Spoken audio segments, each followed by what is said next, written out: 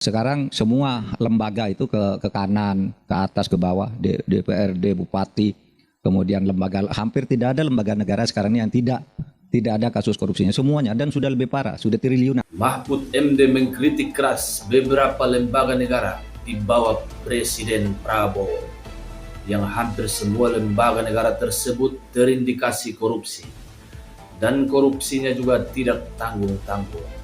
Hampir seluruhnya mencapai angka triliunan rupiah.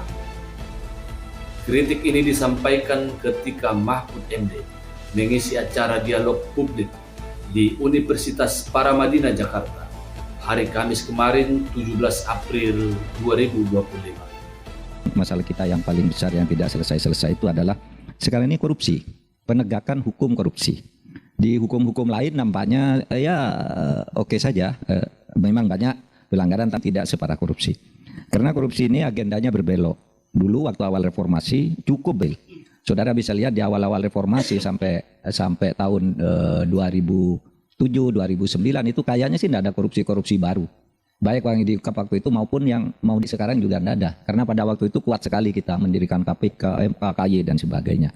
Tapi kemudian memburuk sampai akhirnya sekarang justru korupsi itu semakin menggurita. Jangkauan dan skalanya meluas ke atas, ke bawah, ke samping. Jadi saya sering mengutip gitu, waktu zaman Pak Harto itu korupsinya kan dilakukan oleh satu tangan yang bernama korporatisme negara. Dikelola oleh Pak Harto sendiri dan kroninya. Sekarang enggak.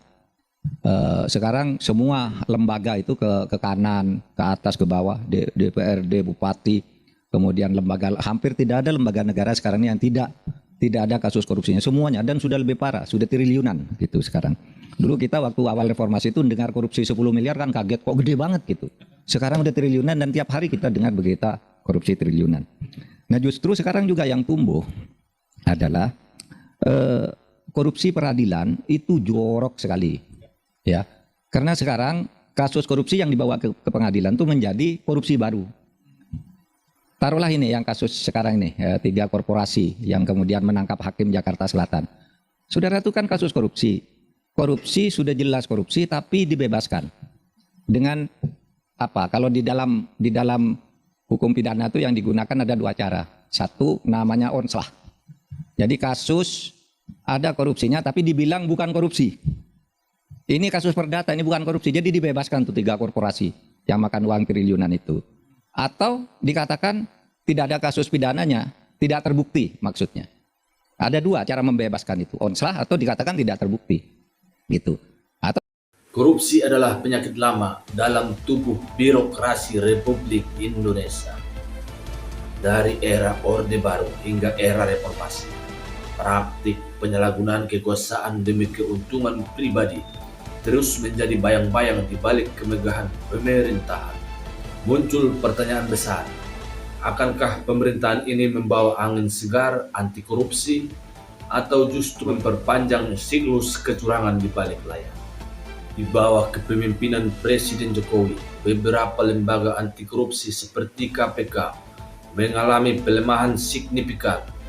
Revisi Undang-Undang KPK pada tahun 2019 membuat kewenangan lembaga tersebut semakin terbatas. Kini masyarakat bertanya, apakah Prabowo akan memperkuat kembali pemberantasan korupsi atau justru membiarkan status quo?